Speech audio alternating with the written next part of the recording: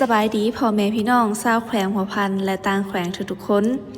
ถ้าท่านกำลังสอบหาเวียกเฮ็ดงานทำที่มั่นคงและให้ผลตอบแทนที่คุ้มค่ามื้อนี้พวกเราจะขอแนะนำเพื่อทุกท่านรู้จักกับบริษัทตัดเย็บปองซินลาวซึ่งว่าที่ตั้งจะอยู่ที่บ้านหางล่องเมืองเวียงไซแขวงหัวพันโรงงานของพวกเราเป็นโรงงานที่ทันสมัยมีเครื่องมือครบถ้วนแก่พนักงานทุกคน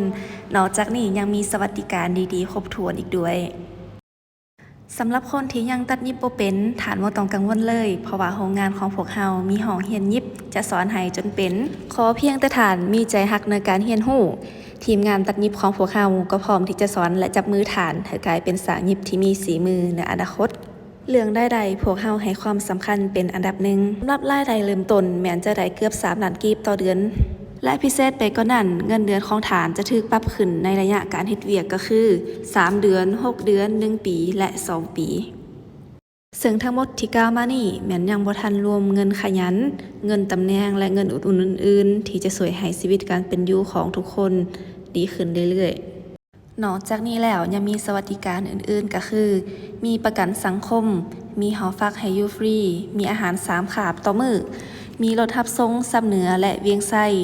และมีเงินเดือน13ซึ่งโรงงานของพวกเราจะเฮ็ดเวียก6 มื้อต่ออาทิตย์ตั้งแต่วันจันทร์หาวันเสาร์จะพักเวียกทุกๆวันอาทิตย์และมีวันพักราชการมีวันพักประจำปีและวันพักบุญประเพณี